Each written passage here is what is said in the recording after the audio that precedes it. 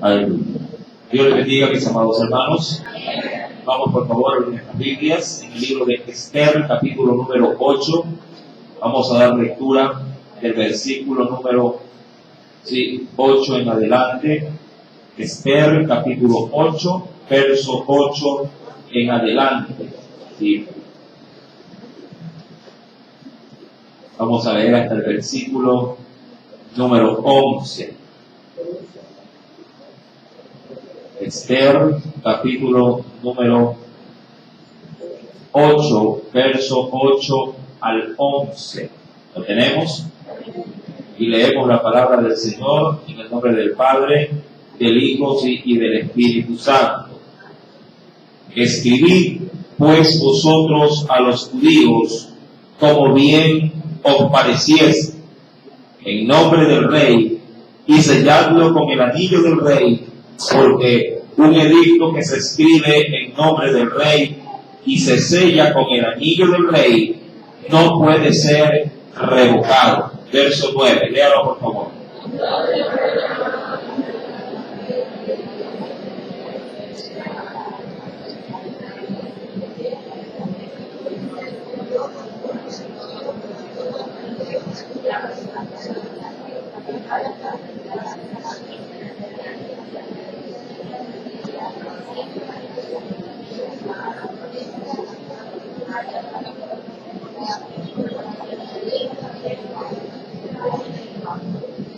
Y escribió en nombre del rey Asuero, y lo selló con el anillo del rey, y envió cartas por medio de correos montados en caballos veloces, procedentes de los repastos reales. Todos el verso 11.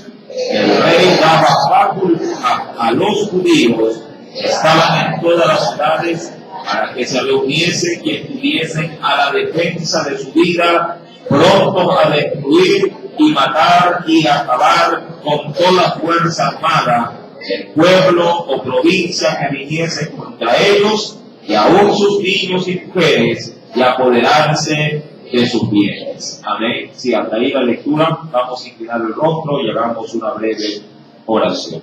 Amado Dios y buen Padre Celestial, en esta mañana nos disponemos nuevamente a poder buscar de ti, oh Dios, tu consejo, tu dirección, tu palabra. En esta mañana, cada uno de tus hijos tenga esa disposición para asimilar la enseñanza y obviamente ponerla por obra.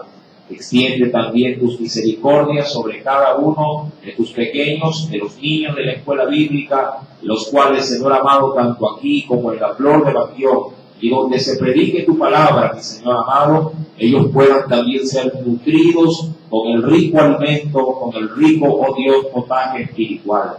Te lo suplico y danos siempre esa disposición para poder oír y retener los dichos de tu boca. Gracias, mi Dios, en el nombre de Cristo Jesús. Amén y amén.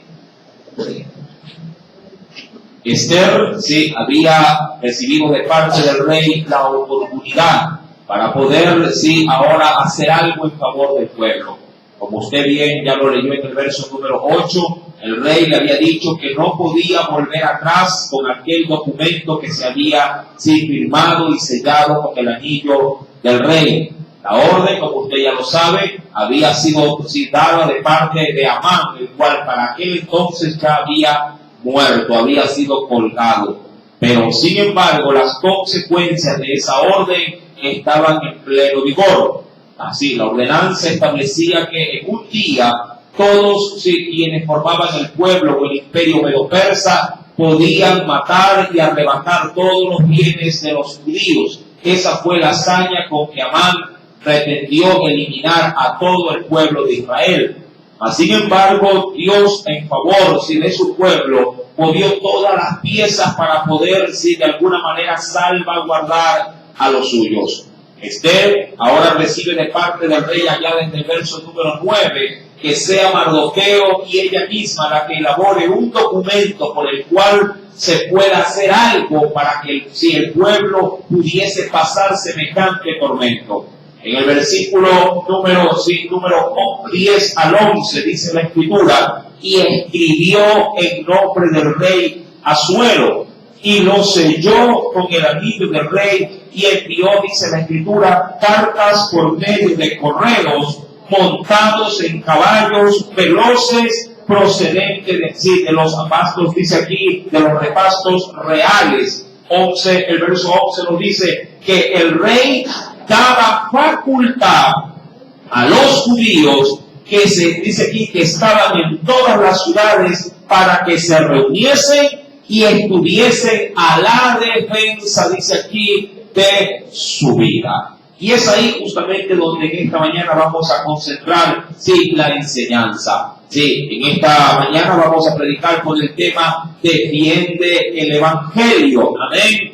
En ese sentido, el versículo 11, solo una cosa demandaba al pueblo en contra de la ordenanza del rey: salgan a defenderse. Algo importante que podemos llegar a aprender de esta porción bíblica es que la defensa, hablando del pueblo, no puede hacerse de manera aislada. Si uno va a la Escritura y lee con detenimiento el verso número 11, lo primero que se les hizo llegar así fue la noticia, y segundo, primeramente que estuviesen reunidos. Amén. Dios sabe, mi amado hermano, que la unión, bueno, usted también creo que lo conoce a manera de eslogan, la unión hace la fuerza. Amén. Aún la Escritura misma nos enseña hasta para predicar la palabra. Estarán dos, si se juntos por el camino, si no estuviesen de acuerdo. Mi querido hermano, es necesario pues siempre tener, sí, no solamente de manera aislada, una buena intención, sí, para poder, sí, presentar defensa del Evangelio, como Pablo también lo supo expresar en una de sus cartas. Ahora, ¿qué nos puede decir la Escritura con respecto a esto? Antes de hacerlo, terminemos de leer el verso 11, el cual sí nos indica lo siguiente. El rey daba facultad a los judíos que estaban en todas las ciudades para que se reuniesen y estuviesen, recuerden esto, a la defensa de su vida.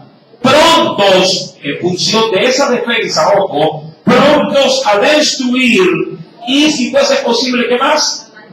Y matar y acabar con toda fuerza armada del pueblo o provincia que viniese contra ellos, y aún sus niños y mujeres, y apoderarse de sus bienes. Era evidente que eso era lo que disponía la ordenanza de Amán. Así, la razón, diríamos, como para poder motivar al pueblo medo-persa para matar a los judíos, era que como recompensa habrían de obtener todas las posesiones de aquellos que, si judíos, ellos matasen, y aún más apoderarse de sus mujeres y de sus niños, posiblemente para esclavitud y servidumbre. Ahora bien, cuando uno va para empezar al libro de Job, ya en el capítulo número 36, acompáñenme por favor a la Escritura, en el libro de Job, capítulo número 36, antes del libro de los Salmos, sí, un poquito más adelante del mismo libro de Esther. Libro de Job, capítulo número 36. ¿Lo tienen?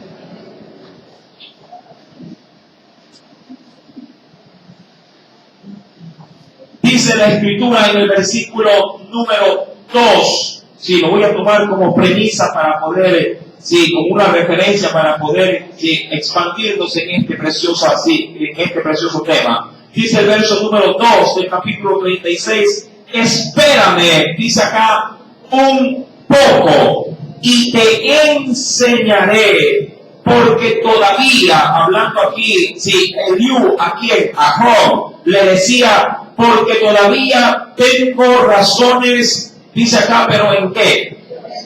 Tengo razones o tengo testimonios o tengo palabras, sí, en defensa de ¿quién?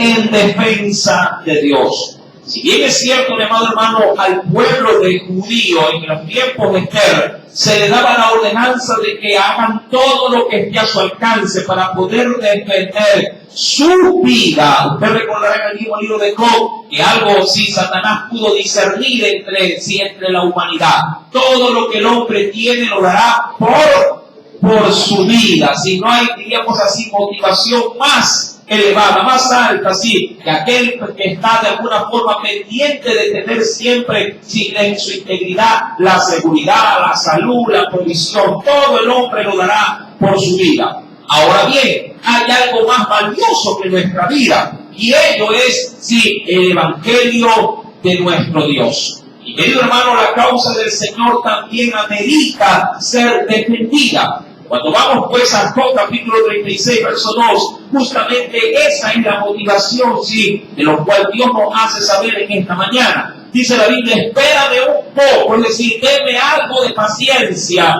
y te enseñaré, porque todavía tengo razones, dice aquí, en defensa de Dios. Algo muy importante que considerar es que a veces, mi amado hermano, pareciera ser sí, que el pueblo de Dios agacha sumisamente su cabeza y sale sí, de pronto como un hombre fracasado cuando se queda corto a la hora de defender el Evangelio.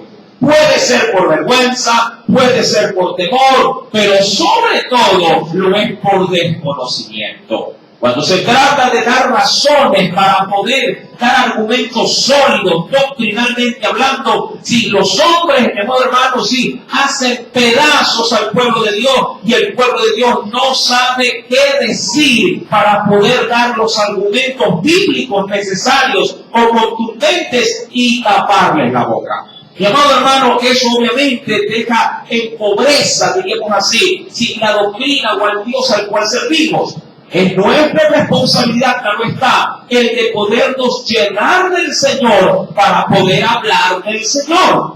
Más adelante, mi querido hermano, cuando uno va por sí, y acompáñeme a un texto de referencia, allá en la carta de Filipenses, en el Nuevo Testamento, carta sí, de Filipenses, en el capítulo número 1.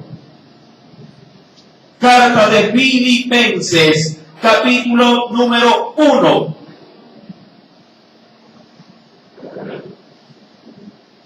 ¿Lo tienen?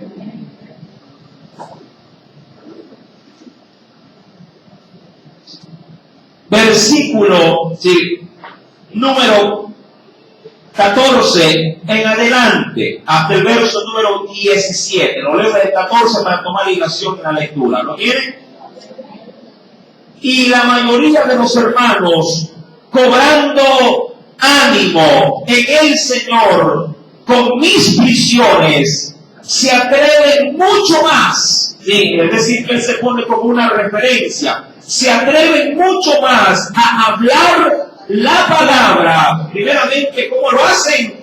Sin temor. Y eso es una buena pauta de pronto de recomendación que Dios sí nos anime en este caso sí a considerar. No, hermano, no sienta miedo, no sienta temor, no sienta vergüenza de hablar de Cristo. Mucho más todavía cuando usted oye, cuando usted escucha, cuando usted se entera de que están haciendo pedazos, por así decirlo, es decir, el Evangelio, sí, es decir, la palabra de su Dios.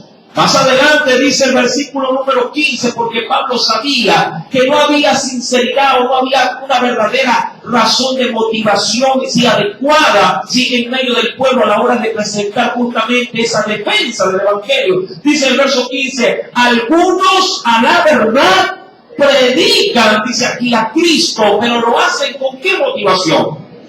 Lo hacen pero por envidia, diría cualquiera, si les hablan del Señor, pero minimizando en este caso a los demás, y ellos sintiéndose de alguna manera privilegiados, ¿sí? Porque algo saben de la Biblia. Y querido hermano, esa no es la motivación correcta. Dice que otros también predican a Cristo, no solo por envidia, sino también por contienda. Si no pueden hablar de Dios sin terminar discutiendo. Dicen por ahí que hablar de política o hablar de religión lleva siempre a una discusión.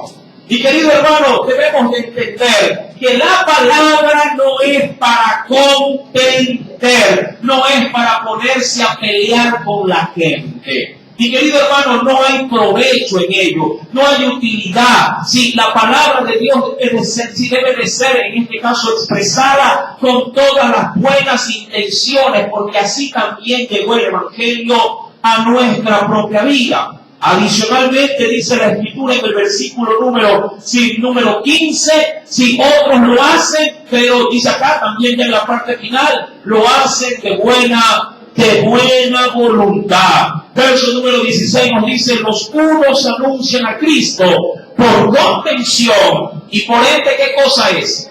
No sinceramente, pensando añadir aflicción, o se podría decir tristeza, a mis prisiones. Verso 17, ¿podrías leerlo, por favor?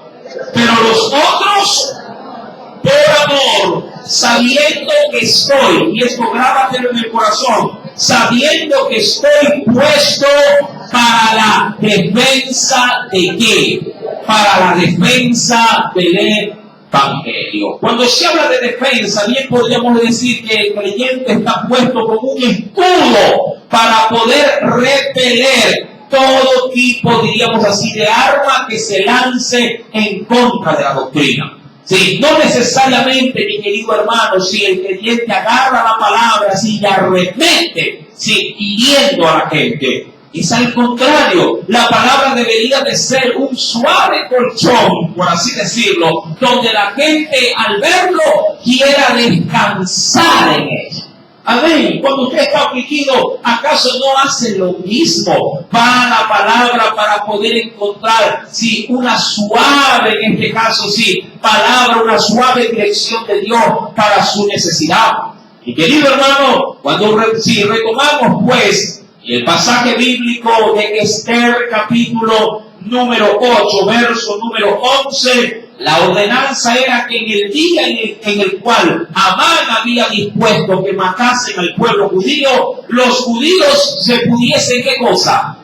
Defender, nada más, defiéndanse. Claro, es necesario entender que a veces en la defensa uno puede ir, ojo, en la defensa uno puede ir arremetiendo contra los demás. Jesús siempre fue un hombre pacífico, un hombre de paz, y llevaba un mensaje de paz. Pero la misma palabra, mi querido hermano, sí, que diríamos así, caía como una suave, sí, diríamos así, hoja de pluma, sí, sobre las mentes de aquellos que tenían la receptibilidad. También servía como una piedra para que otros tropezasen en ella. Y querido hermano, dice pues la Escritura, con respecto a la ordenanza que había sido dada, los judíos podían defender su vida, pero también podían, dice aquí más adelante, prontos ¿a qué? A destruir y matar y acabar con toda fuerza, dice aquí, armada del pueblo o provincia que viniese contra ellos. Amado hermano, esto bien se podría considerar como si tomar acciones cuando la integridad de esa persona está simplemente expuesta. De hecho, legalmente, hablando de las leyes terrenales, está permitido inclusive, si a consecuencia de salvaguardar la vida, si a un enemigo, si un ladrón, si un delincuente lo confronta a usted, si en el forcejeo, si lo mata, no llevará culpabilidad alguna. Usted en todo caso ha matado en defensa propia. La ley, mi amado hermano, sí establecía de hecho tales, diríamos, sucesos cuando alguien sí de pronto daba muerte por defensa propia. Yo sé que la regla general, tanto en Éxodo 20 como en Deuteronomio 5, está establecida. ¿Cuál era esa? No matarás. Mas, sin embargo, habían ciertos antecedentes, sí, en este caso adicionales, para poder salvaguardar. Acompáñenme, por favor, a la Escritura y vayamos al Pentateuco. Veamos qué nos dice el Señor con referencia, sí, a la defensa de la vida, o cuando alguien quitaba la vida, sí, a consecuencia, sí, de una manera, diríamos entre comillas, digo esto, inocente. Por ejemplo, vayamos por favor al libro de Levítico. Veamos como primera referencia este pasaje bíblico. Levítico, capítulo número 26. Libro de Levítico, capítulo número 26.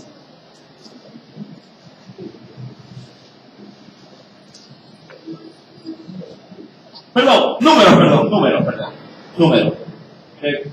Cambiado de libro. ¿Ya? Libro de Números, por favor. Números, capítulo número 35. Número capítulo 35. Ahí tenemos las ciudades de refugio. ¿Lo tiene?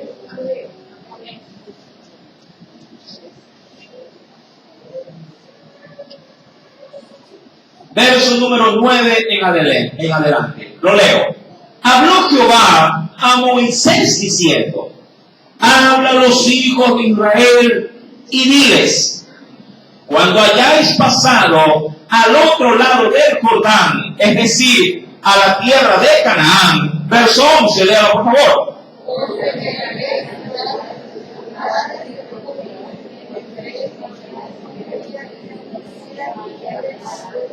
Ahora, en esa última parte dice, donde huya ¿quién? El homicida, es decir, el que ha cometido un crimen, pero tiene una connotación en esta parte. ¿Cuál dice la Escritura en la parte final? Que viene alguno de muerte, pero sin intención. Verso número 12. O serán aquellas ciudades para refugiarse ¿de quién en este caso? Del vengador. Y no morirá, ojo, y no morirá el homicida hasta que entre en juicio delante de la congregación. Es decir, para poder establecer si hubo o no, ¿qué cosa en todo caso? Culpabilidad. Sigo leyendo más adelante. De las ciudades pues tendréis 6 ciudades de refugio. 3 ciudades daréis a este lado del Jordán, y 3 ciudades daréis en la tierra de Canaán, las cuales serán ciudades de refugio. Verso 15. Estas 6 ciudades serán refugio para los hijos de Israel y para el extranjero y el que mora entre ellos, para que huya allá cualquiera que hiriere de muerte a otro sin intención. Verso número 16. Si con instrumento de hierro lo hiriere y muriere, homicida es. Dice acá, el homicida morirá. Verso número 17. Y si con piedra en la mano que pudiere, dice que puede dar muerte, lo hiriere y muriere, homicida es. El homicida morirá. Verso número 18, lea por favor.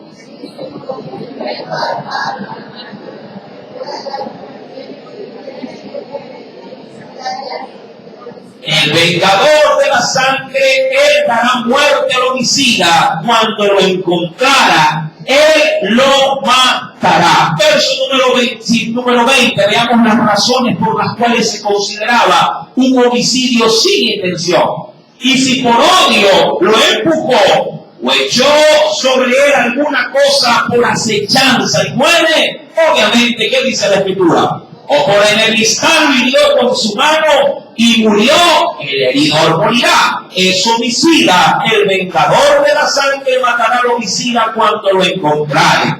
Mas, si casualmente lo empujó, sin enemistades, o echó sobre él cualquier instrumento, pero sin acechanzas, o bien sin verlo hizo caer sobre él alguna piedra que pudo matarlo y muriere, y él no era su enemigo ni procuraba su mal, entonces la congregación juzgará entre el que causó la muerte y el vengador de la sangre conforme a estas leyes, y la congregación librará al homicida de mano del vengador de la sangre, y la congregación lo hará volver a su ciudad de refugio. en la cual se había refugiado, y morará en ella hasta que muera el sumo sacerdote, el cual fue ungido, dice aquí, con el aceite santo. Ahora dirá cualquiera, ¿y por qué no podía regresar a su casa? Porque quedaba expuesto, en todo caso, por parte de algún familiar, que recobrara o tomara represalias igual contra el hombre, en este caso, que había sido ya hallado inocente. Mi amado hermano, esas eran en todo caso las pautas de acuerdo a la ley. Sí. Cuando vamos a la Escritura, no se distraiga, capítulo número 8, verso número 12 ahora. Avancemos un poquito más.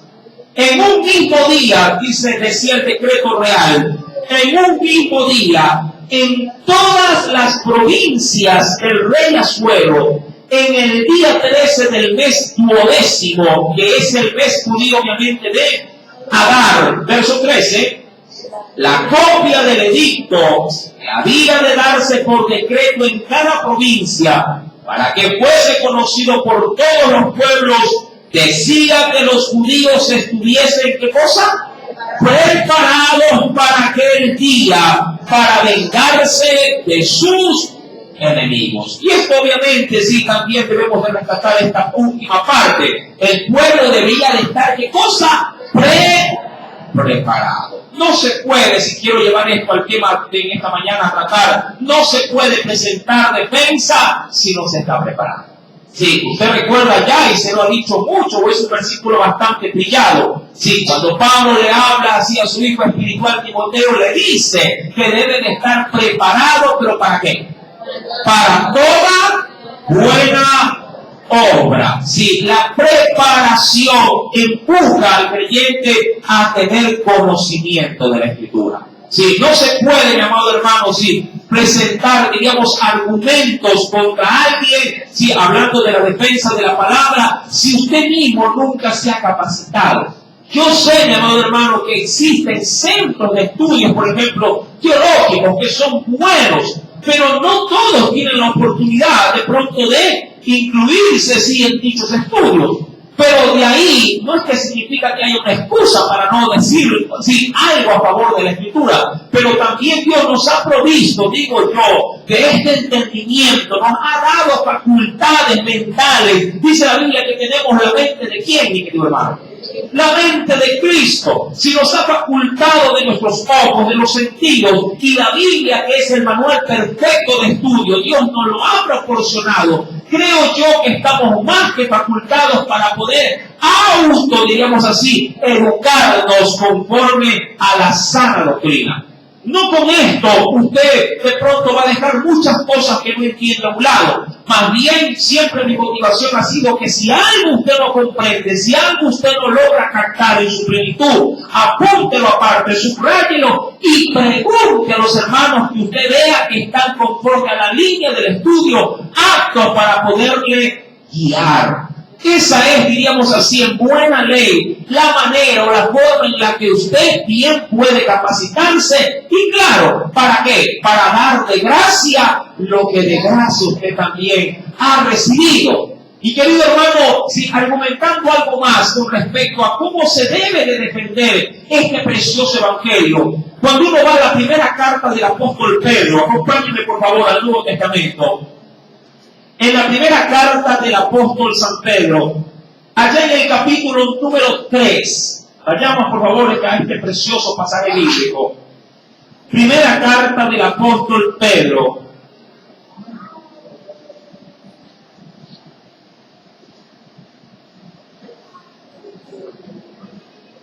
¿Lo tienen? Este nos hace saber, mi amado hermano, que sí, que la defensa del evangelio a veces, si no es tan grata para quien en este caso se dispone a hacerlo. Sí, es decir, que a veces, por más que uno presente, digamos, con todas las buenas intenciones de la palabra, a veces siempre igual uno pudiese llegar a ser lastimado, pero forma parte, diríamos así, de ese servicio. ¿Lo tienen? Primera de Pedro, capítulo número 3, verso 14 al 15. Dice la palabra del Señor, verso 14 al 15. Mas también si alguna cosa padecéis por causa de la justicia, bienaventurados sois. Por tanto, no os, ¿qué dice acá? No os amedrentéis. Recuerde que el término amedrentar significa intimidar o asustar. Eso significa así, amedrentarse. ¿Sí? Recuérdelo, asustarse o intimidarse. No os amedrentéis por temor de ellos, ni os conturbéis, es decir, no pierdas la calma o la cordura. Verso 15, léelo, por favor.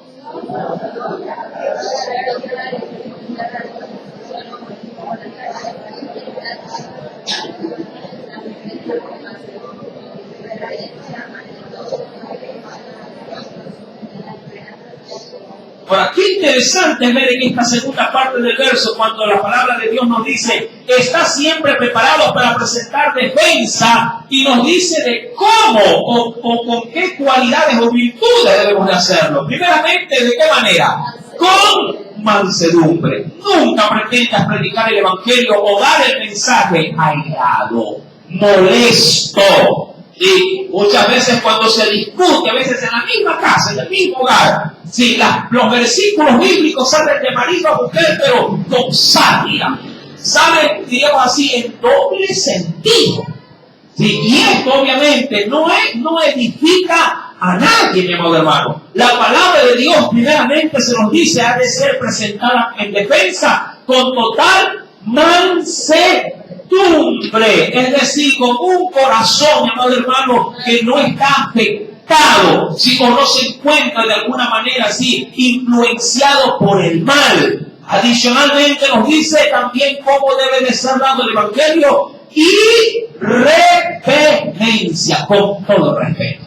Sea que la persona que esté delante tuyo sea de pronto alguien, si diríamos así, en lo secular, bien entendido, bien capacitado, él puede tener todos los doctorados, puede tener todas las ingenierías y las tecnologías que pueda haber en este mundo. Tú posturas hacia él, obviamente, cómo debe de ser, con respeto. Pero a veces el auditorio no viene de saco y corbata. A veces el auditorio puede venir descalzo y con ropa avejantada, en cuyo caso la postura suya y mía debe ser la misma, con todo respeto. Hay quienes ven a personas de pronto un poco maltrajeadas y dicen: ah, sí, era arrepiente, que le dicen. Punto, ese es todo el evangelio que comparto. Pero si alguien entra, como dice la Escritura allá en Santiago, de saco y corbata, ¿qué pasa ahí en ese sentido? ¿Verdad? Ingeniero, siéntese que vamos a hablar de la palabra. ¿Verdad? Cambia a veces nuestra forma de poder, en este caso, transmitir el mensaje. Mi amado hermano, eso obviamente deja entrever que puede llegar a haber en el corazón distinción o acepción de personas. Cuando vamos pues a la Escritura, el Señor nos dice: presenten la defensa del evangelio con mansedumbre y reverencia. ¿Ante quién? Ante todo el que os demande razón de la esperanza que hay en vosotros. Pregunto, ¿alguna vez tuviste la oportunidad de hablar porque te dijeron: dígame, usted que va a la iglesia, casa de oración, ¿qué dice la Biblia acerca de esto? Y usted se rasca la cabeza y sale esquivando el tema. ¿Sí? ¿Le ha sucedido? ¿Ha pasado por esa, diríamos así, situación complicada en la cual usted dice: ¿y ahora qué le digo a este sujeto? Hay quienes optan simplemente por desviar la situación y tratan, entre comillas, de salir airosos. Pero, amado hermano, cada vez que esquivamos esta responsabilidad, Dios lo demandará de nuestras manos. Porque Dios de pronto quería usarte en ese momento para inclusive presentarle a través de ese tema de pronto inicial que nada tiene que ver con salvación, pero algo de la Escritura quería saber, y tú, si eres sabio en tratar el tema, bien lo pudiste haber llevado a los pies de Cristo. Ellos te pueden preguntar y dígame, ¿por qué tanto sigo un vaso que hay por todo el mundo? ¿Por qué tanto esto? ¿Por qué Dios quiere esto? No hace nada. Porque agarra ese tema, mi amado hermano, y luego lo lleva a los pies de Cristo. Claro, si usted se deja usar, ¿por qué? Por el Espíritu Santo. Hay quienes, mi amado hermano, huyen, vuelvo y repito, sí, a dar la cara, sí, en pasajes, diríamos así, bíblicos, porque no saben qué decir. Y se olvidan de que sobre quienes el Señor ya está habitando en el corazón, es el que de a poco, en las, ya diríamos así, en el suceso mismo, te lleva, te da palabra para que les puedas hablar. Claro, eso no implica de que yo no lea, eso no implica de que yo no deba de estar preparado. Yo debo hacer lo mío. Y Dios se encarga de hacer lo suyo en mí.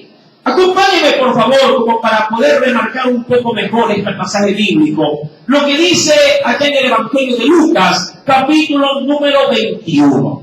Dejemos que sea nuestro Salvador Jesucristo quien nos dé las pautas. Evangelio de Lucas, capítulo número 21. Mira lo que nos dice el Señor.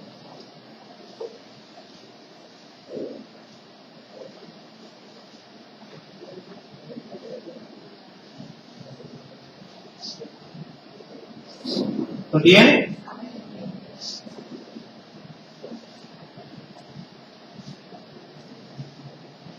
Voy a leer desde el verso 7, pero quiero llegar, sí, al versículo número 12 adelante.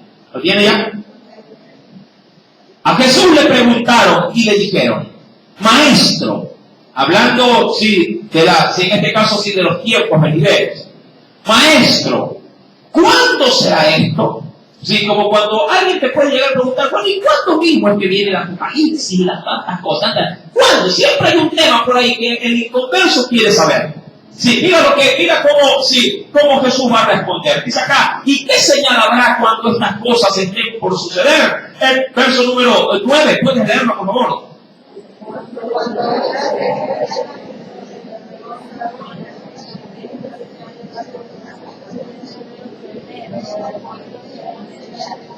Entonces le dijo, se levantará nación contra nación y reino contra reino, y habrá grandes terremotos en diferentes lugares, hambre, pestilencia, y habrá terror y grandes señales del cielo. Ojo, verso 12, y subráyelo.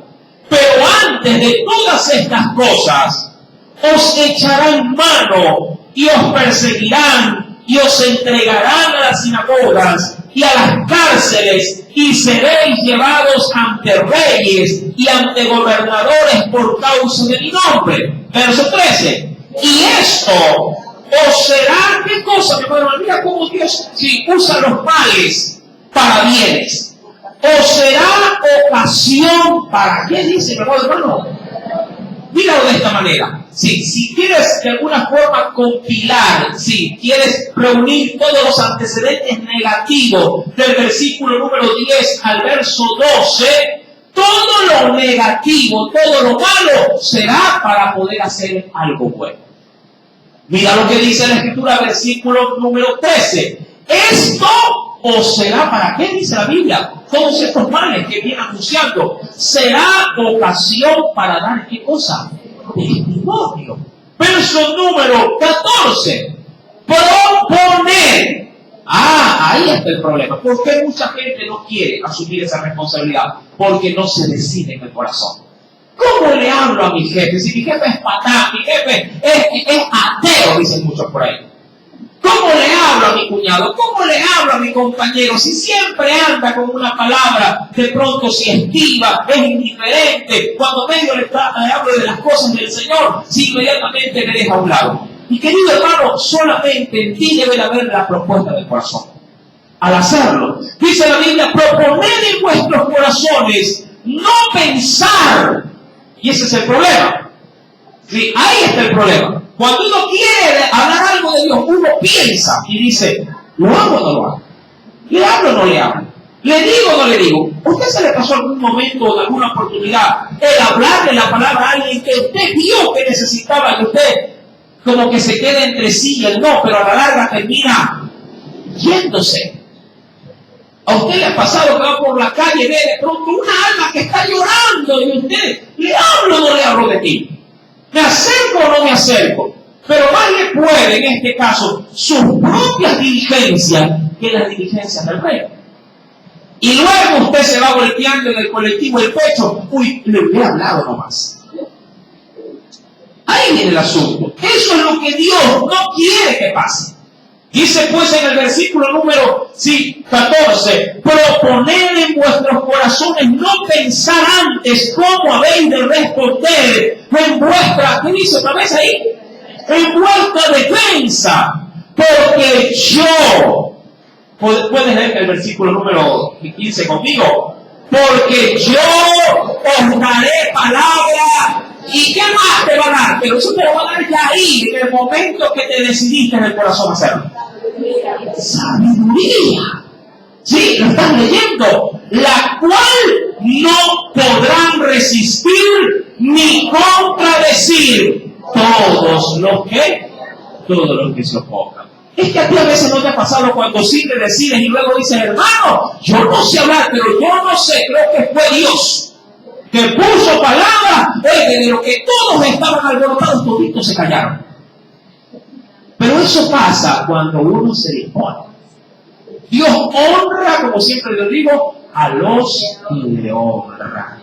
Amén. Sí, ¿de qué servirá? Digo yo, tanto también a veces, ¿no? A veces estamos enfrascados, solo leyendo la Biblia, y lee, estudia, y bosquejo, y elabora esto, pero cuando nos toca hablar, enmudecemos. Eso es como ponerle a la tanqueada del carro más gasolina, pero no prender el carro. En cuyo caso la gasolina se está, ¿qué cosa ahí? Desperdiciando. Mi amado hermano, un vaso que se llena debe de vaciarse para que el Señor lo pueda volver a llenar. Recuerda que el conocimiento, ya solo dice acá el Pablo, avisorando a los falsos maestros. Si hay quienes, mi amado hermano, sí, se llenaron, sus vasos se rebosaron por tanto conocimiento, pero más conocimiento de hombre que doctrina de Dios mismo. Dice la Escritura, hablando en términos propiamente bíblicos, el entendimiento de ellos se embotó. Es decir, ya no dio para más, se llenó en sí, digamos, en extremo. Cuando vamos, pues, mi amado hermano, ¿tiene alguna pregunta con respecto a esto? Sí, y es evidente que esta situación de la defensa tiene carácter positivo, pero también negativo. ¿Por qué digo esto? Porque a veces, por más que presentemos defensa, bueno, los que van a oír para bien, lo recibirán con gozo. Pero los que oirán con un corazón endurecido, van a sí mismos, sí, a lastimarnos. El mismo pasaje bíblico dice en el verso número 16, mas seréis, ¿qué dice acá? Entregados aún por quienes, por vuestros padres, hermanos, parientes, amigos, y matarán a algunos de vosotros. Y eso es lo que a veces al pueblo no le hace hablar. Hermano, es que si yo le hablo, me va a insultar. Hermano, es que si yo les predico, nunca más me van a invitar a su casa. ¿Qué vale más? ¿La invitación de una merienda o el mensaje de salvación? A veces parece que no. Es que no me quiero pelear con mi marido. Yo he escuchado muchas hermanas como este asunto. Es que si le digo algo, sabe que toda la semana me hace ni para la comida me quiere dejar, si le hablo del Señor. Miren, valoran más la condición emocional del marido que la condición espiritual con su Dios. Es que si le digo algo a mi compañero ya no me ayuda, me deja todo el trabajo, por eso mejor paso desapercibido. Como hay esa película ahí, la esfera cristiana, cristiano a la secreta. Y callan del Evangelio. Mi querido hermano, estas cosas obviamente son negativas, en este caso para la postura de Dios que debe de tener para con nosotros. Cuando vamos por favor a Esther, para concluir, mi querido hermano, allá en el capítulo número 8 estamos. Luego de que si se emite el edicto de que el judío o los judíos podían defenderse e ir y aún inclusive poder hacerlo hasta pudiendo haber matado a sus enemigos, estaba en el aval en todo caso en hacerlo. Y vuelvo y repito, por causa de la defensa. Verso 14, los correos pues, dice aquí, montados en caballos veloces, salieron a toda prisa por la orden del rey. Y el edicto fue dado, primeramente, ¿dónde? En Susa, capital del reino. Verso 15, léelo por favor. ¿Quién también salió ahí? Salió Mardoqueo de delante del rey con vestido real de azul y blanco y una gran corona de oro. ¿Usted sabe por qué? ¿Cuántos recuerdan esto? ¿Por qué? Porque a él lo habían galardonado por parte del rey Asuero. ¿Y quién lo había expuesto con ese galardón? El mismo Amán. Sí, parecía rey. ¿Quién? Mardoqueo. Mira, y aquí hay algo lindo. Bueno, no quiero hablar mucho en esto por el tiempo, pero sí, antes de que Mardoqueo se vea como un rey, se veía como un muerto. ¿Sí? Antes de que se vea como un príncipe, se veía como un pordiosero. Porque Mardoqueo prefirió humillarse delante de Dios que delante de Amán. Todo el que se humilla será enaltecido. Dios había enaltecido a Mardoqueo. Amén. Estaba vestido de cilicio, en ayuno, rasgado. Esther, ¿se acuerda usted que le quería convencer? No te pongas esa vestidura, ponte el vestido normal, como si le diríamos así el uniforme para poder trabajar con el rey. Y él dijo, no, porque esto representa mi congoja y mi humillación, obviamente, delante de quién? Delante de Dios. Y ahora, ¿cómo estaba Mardoqueo? Que estaba vestido de azul, de púrpura y de blanco. Parecía un banderín de fiesta. Dice en el versículo número 15, salió Mardoqueo de delante del rey con su vestido real de azul y blanco y una gran corona de oro y un manto de lino y púrpura. La ciudad de Susa, entonces, ¿qué pasó con la ciudad cuando recibió el edicto? Dice aquí, se alegró y regocijó. Y los judíos tuvieron por lo menos, ¿qué cosa ya vieron? ¿Qué vieron al final de tanta oscuridad? Tuvieron luz y alegría y gozo y honra también.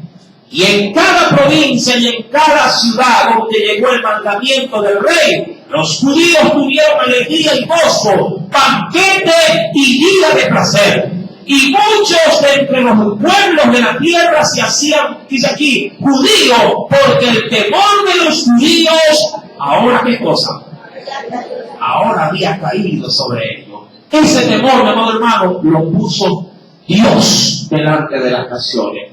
Pero todo porque buscaron a Dios en su debido momento. Sí, ellos ahora tenían, la preciosa herramienta, ¿de qué? De defender, la fe en la cual Dios había estado siempre, en el corazón de ellos. Tú tienes a Dios en tu corazón.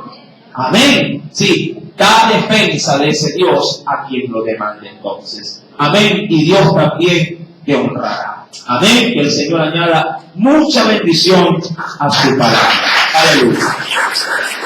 Oremos a Dios. Pidemos gracias.